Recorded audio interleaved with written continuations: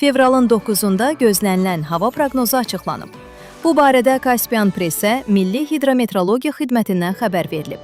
Sabah Bakıda və Abşeron yarımadasında hava şəraitinin dəyişkən buludlu olacağı, arabir tutulacağı, əsasən yağmursuz keçəcəyi gözlənilir. Gecə və səhər bəzi yerlərdə zəif duman olacaq. Şimal-qərb küləyi əsəcək. Havanın temperaturu gecə 3-5 dərəcə isti, gündüz 6-9 dərəcə isti olacaq.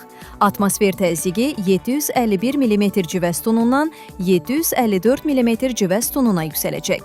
Nisbi rütubət gecə 80-90%, gündüz 70-75% olacaq. Dağlıq və dağətəyi rayonlarda qar yağacağı gözlənilir. Fevralın 9-da Azərbaycanın rayonlarında hava şəraiti əksər rayonlarda əsasən yağmursuz olacaq. Lakin gündüzdən bəzi dağlıq və dağətəyi rayonlarda arabir yağıntılı olacağı, qar yağacağı gözlənilir. Ayrı-ayrı yerlərdə intensiv olacağı ehtimalı var. Bəzi yerlərdə arabir duman olacaq. Qərb küləyi bəzi yerlərdə arabir güclənəcək.